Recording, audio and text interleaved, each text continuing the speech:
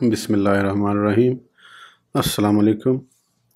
In this video, we will continue book Epistle on Sufism, al-Qushayriyyah. Before that, if you still not subscribed, please subscribe and press bell icon. So let's continue.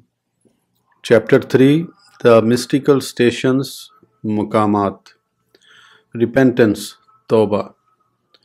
God Most High says, "And turn all together to God, O you believers, happily so you will prosper."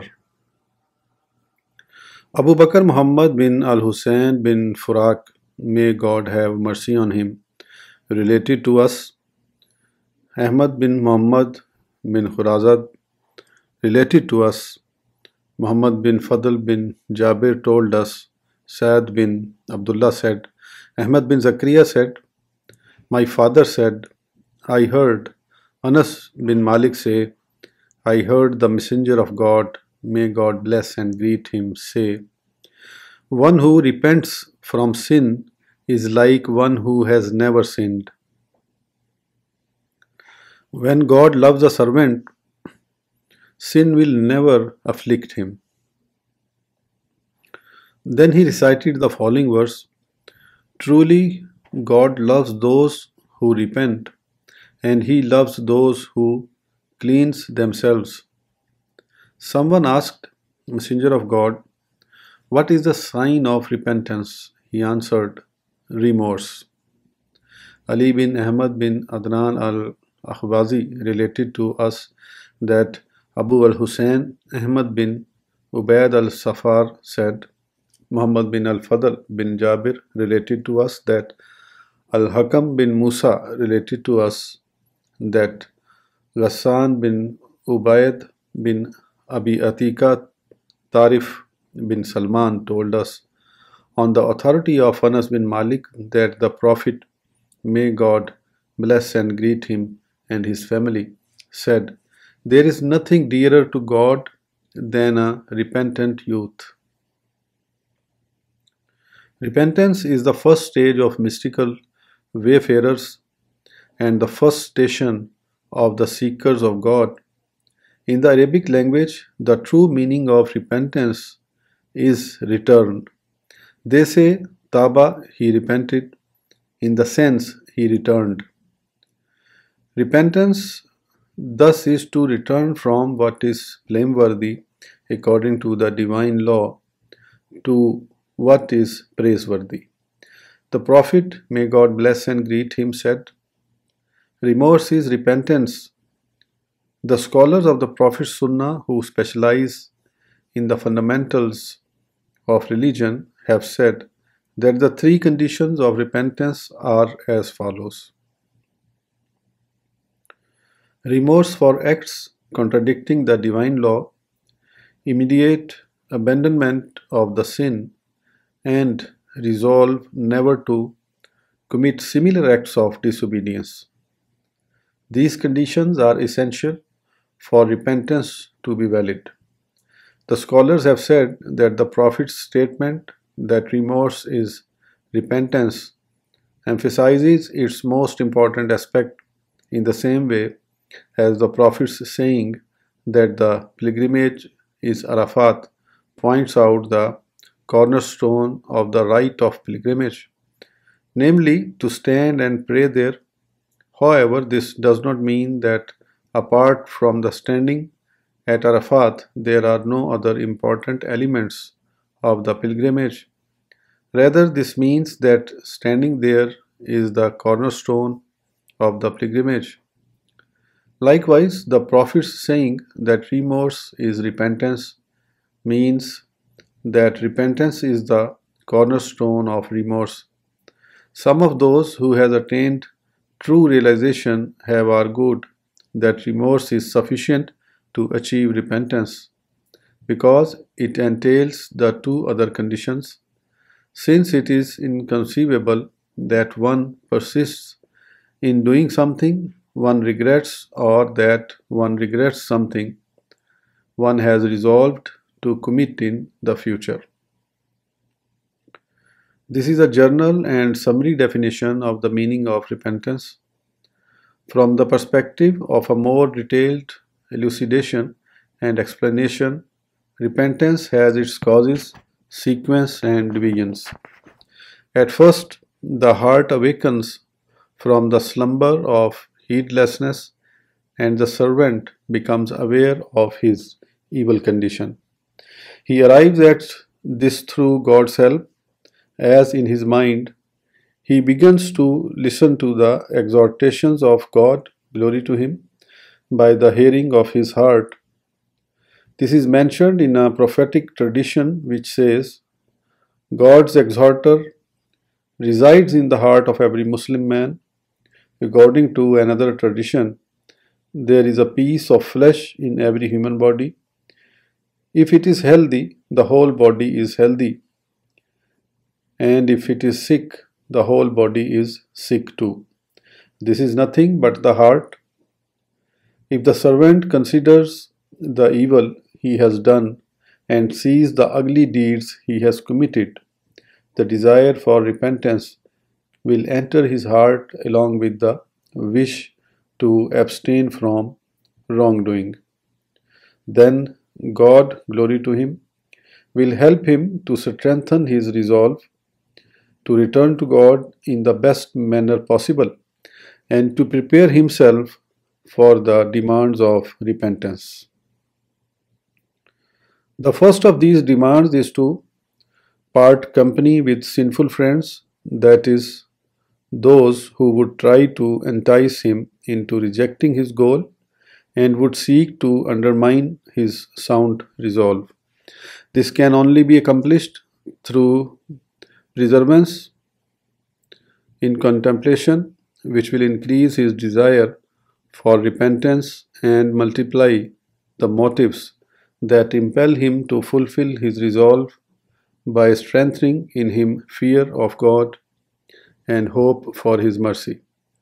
Then the knot of his persistence, his evil doing around his heart, will be loosened, as a result of which he will refrain from prohibited things and rein in his ego from pursuing its passions.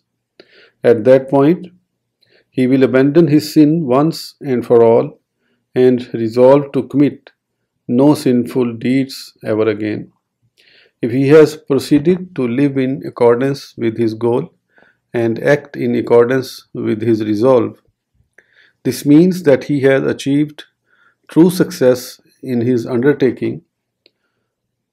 However, should he violate the demands of repentance once or twice, his determination would require renewal.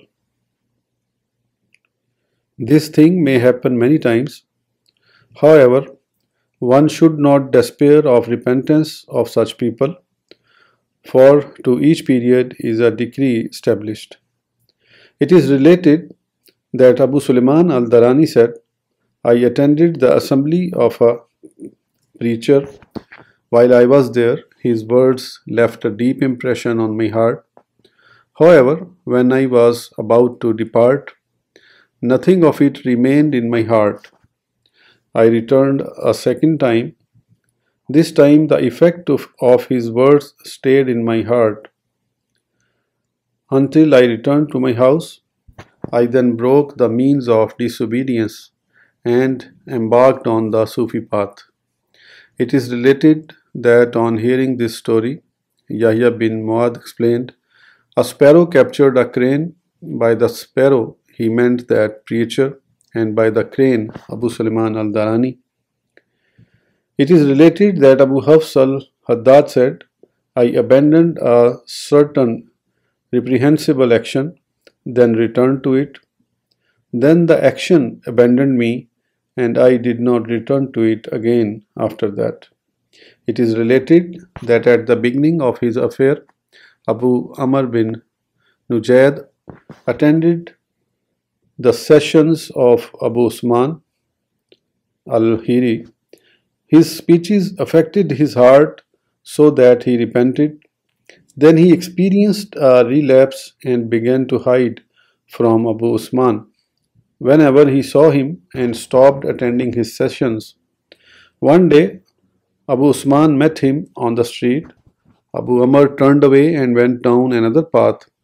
Abu Usman followed and pursued him until he caught up with him and exclaimed, "My son, don't keep company with anyone who only loves you when you are sinless." In this situation, Abu Usman can be of help to you. Abu Amr bin Nujayd repented, returned to his intention to become a Sufi, and achieved success in it. I heard the Sheikh Abu Ali al-Dakak, may God have mercy on him, say that one seeker, Murid, repented, then experienced a relapse.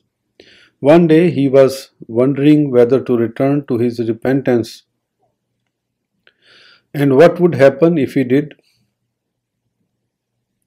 Suddenly he heard a voice, "Oh, so and so, you obeyed us, and we thanked you.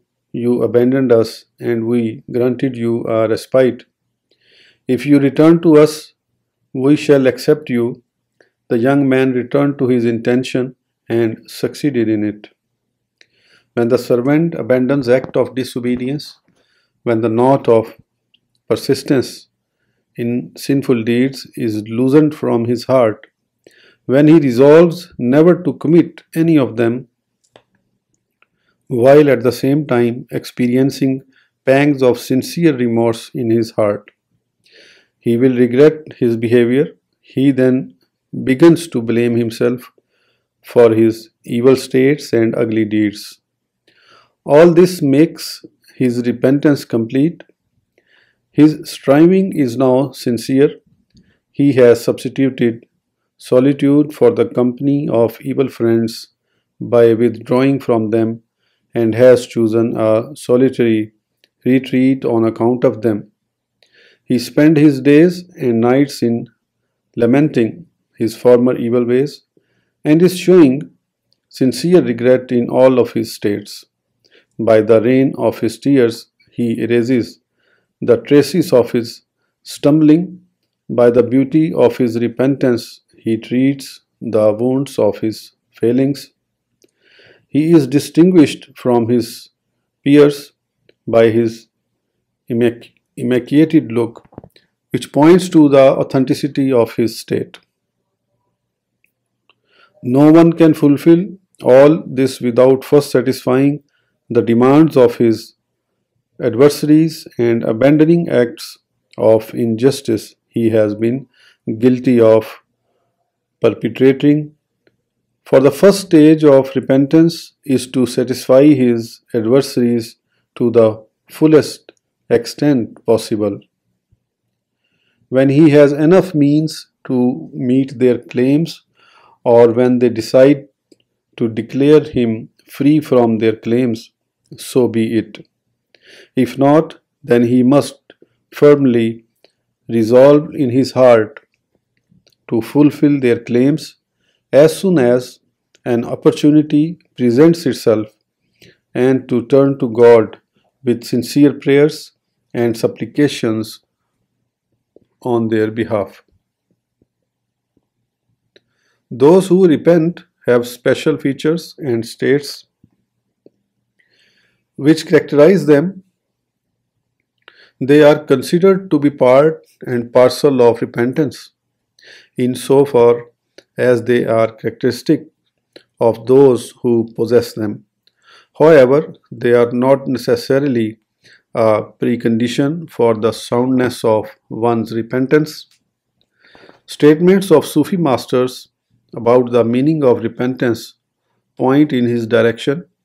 I heard the master Abu Ali al-Dakak, may God have mercy on him, say, "Repentance consists of three parts. Its beginning is Tawbah, repentance. Its middle part is Inaba, turning to God, and its end is Awba, return to God." Thus he placed repentance at the beginning, return to God at the end, and turning to God in the middle.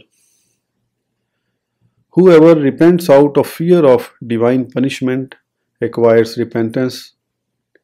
Whoever repents out of desire of divine reward acquires turning to God, and whoever repents out of compliance with divine command, not out of desire of reward, nor out of fear of punishment, acquires return to God. They also say that repentance is the characteristics of the believers, because God Most High said, "And turn altogether to God in repentance, O you believers. As for turning to God, this is the characteristic of God's friends, and those brought nigh, for God Most High says, Whosoever turns with a penitent heart." As for return to God, this is the characteristic of the prophets and messengers. For God Most High said, "How excellent a servant of God he, Solomon, was. He was ever returned to God in penitence." I heard the Sheikh Abu Abdul Rahman al-Sulami said, I heard that Mansur bin Abdullah said, I heard Jafar bin Nusair said, I heard Al-Junayd say, repentance has three meanings. The first is regret. The second is the resolve not to revert to what God has forbidden. The third is the striving to right the wrongs done to other people. Sahal bin Abdullah al-Tustari said, repentance is to refrain from procrastination. I heard Muhammad bin al-Hussein, may God have mercy on him, say, I heard Abu Bakr al-Razi say, I heard Abu Abdullah al-Qurayshi say, I heard al-Junayd say, I heard al-Harith al-Muhasibi say, I have never said, my God, I ask you for repentance. Instead, I have said, I ask you for the desire to repent. Abu Abdullah al-Shirazi, may God have mercy on him, reported to us, I heard Abu Abdullah bin Musleh al-Ahwaz say, I heard Ibn Ziri say, I heard al-Junayd say, one day I came to al-Sari al-Sakti. When I saw that he was distraught, I asked him what had happened. He said, a young man came to me and asked about repentance. I told him, repentance is that you not forget your sins. He contradicted me, saying, on the contrary, repentance is that you do forget your sins. I, al-Junayd, told him, al-Sari, that, in my opinion, the young man was right. He asked me why. I said that if I were to find myself in the state of estrangement from God, then to be transported to the state of proximity to Him, then my remembrance of estrangement in the state of purity is nothing but estrangement. On hearing this, al-Sari fell silent. I heard Abu Hatim al-Sijistani, may God have mercy on him, say, I heard Abu Nasr al-Saraj say, someone asked Sahal bin Abdullah al-Tustari about repentance. He answered, it is when you don't forget your sins. When al-Junayd was asked about repentance, he answered that this is when you forget your sins. Abu Nasr al-Saraj said, Sahal was referring to the state of beginners and novices, which is constantly changing. As for al-Junayd, he referred to the repentance of those who have attained the truth, for they do not remember their sins, because the majesty of God Most High and the remembrance of Him have gained complete mastery over their hearts.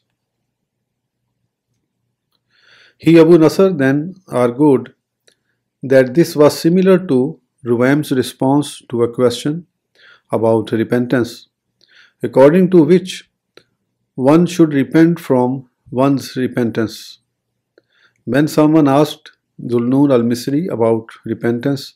He answered that the common people repent from sins, whereas the elect repent from forgetfulness.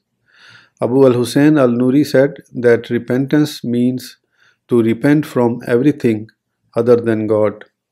May he be exalted and glorified. I heard Muhammad bin Ahmad bin Muhammad al-Sufi say, I heard Abdullah bin Ali bin Muhammad al-Tamimi say, what a great difference is between someone who repents from his sins, someone who repents from his forgetfulness, and someone who repents from the awareness of his own good works. Al-Wasti said, the sincere repentance leaves no trace of disobedience on the penitent, be it hidden or manifest. If someone's repentance is pure, he does not care where he spends the night or where he spends the day. I heard Sheikh Abu Abdurrahman al-Sulaimi say, I heard Muhammad bin Ibrahim bin al-Fadl al-Hashimi say, I heard Muhammad bin al-Rumi say, I heard Yahya bin Muad say, my God, I do not say, I have repented and will not go back on my repentance, because I know my true nature, nor do I pledge to abandon any all sins, because I know well how weak I am. I say, perhaps I will not go back to my old ways, because I might die before that. Dhul-Nun said, to ask for God's forgiveness without abandoning the sin is the repentance of liars.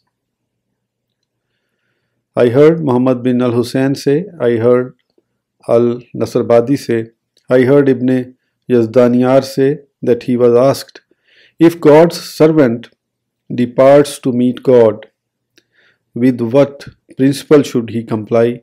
He said, he should not return to that which he abandoned, nor should he pay any deed to anything save the one for the sake of whom he has departed this world. He should then guard his innermost heart from noticing that which he has just left behind him. It was said to him, this is the property of someone who has departed from existence. What about someone who has departed from non-existence? He answered, sweetness is the future substitutes for the bitterness in the past. Someone asked al-Bushanji about repentance. He answered, if you remember a sin without taking delight in its recollection, it is repentance.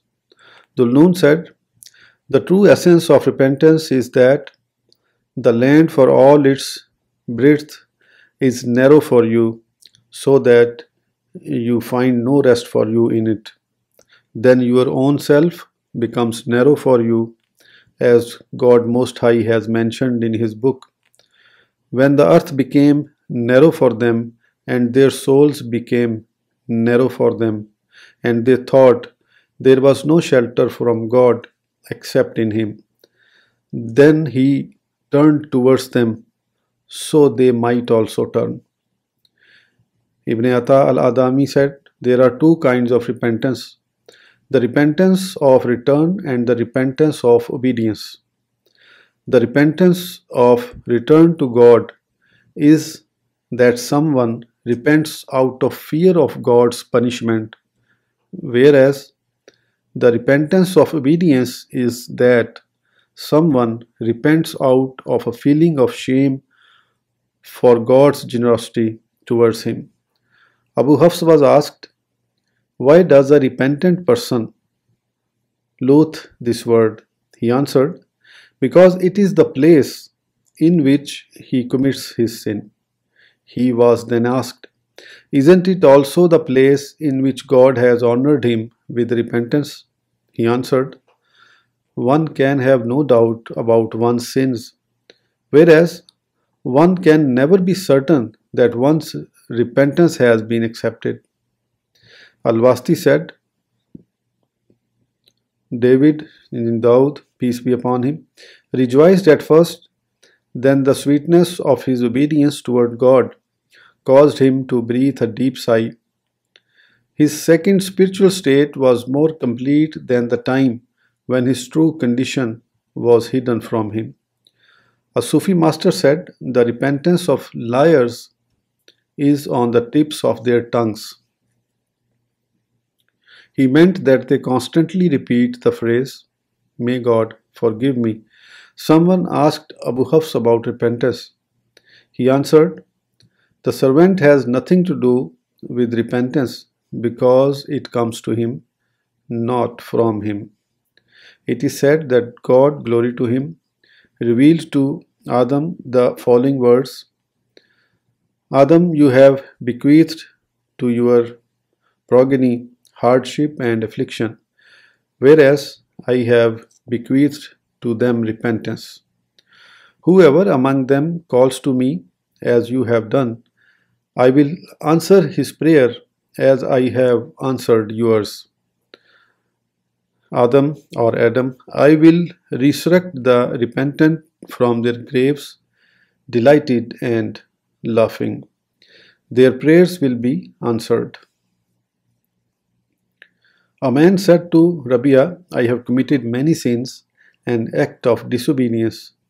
If I decide to turn to God, would he turn to me? She answered, no, only if he were to turn to you, then you would be able to turn to him. Know that God Most High said, truly God loves those who repent and he loves those who cleanse themselves. A man who has succumbed to an error can be certain for his sin. However, if he decides to repent, he can never be certain that God accepts his repentance, especially if he considers himself to be naturally entitled to God's love. In order for the sinner to reach the stage at which he will discover signs of God's love toward him, he must travel a great distance. Therefore, it is incumbent upon everyone who knows that he has committed a sin that requires repentance to embrace humility, to renounce all his faults, and to ask for God's forgiveness, as in the saying, preserve in the dread of divine punishment until the appointed time. The greatest of all speakers said, say, if you love God, follow me, and God will love you. It was part of the Prophet's custom to ask constantly for God's forgiveness. He, may God bless and greet him, said, my heart is covered by a cloud, therefore I ask for God's forgiveness 70 times a day. I heard Abu Abdullah al-Sufi say, I heard al-Hussein bin Ali say, I heard Muhammad bin Ahmad say, I heard Abdullah bin Sahal say, I heard Yahya bin Muad say, one slip after repentance is uglier than 70 before it. I heard Muhammad bin al-Hussein say, I heard Abu Abdullah al-Razi say, I heard Abu Usman al-Hiri say, commenting on the words of God Almighty and Glorious, truly unto us is their return. It means, unto us is their return, even though they have persisted in acts of disobedience for a long time. I heard Sheikh Abu Abdurrahman al-Sulami say, I heard Abu Bakr al-Razi say, I heard Abu Umar al-Anmati say, Ali bin Eissa, the Vizier, rode in a great procession. Some strangers among the onlookers began to inquire, who is this? Who is this? A woman standing by the side of the road said, how long will you keep asking, who is this? Who is this? This is a servant of God who has fallen from God's grace, so he has afflicted him with what you see. When Ali bin Isa heard this, he returned to his house and resigned from the Vizierate. He then departed from Makkah and never left it again. We will finish this video till here. We will continue inshallah in the next video. Please don't forget to subscribe. Till then, Allah Hafiz. Goodbye.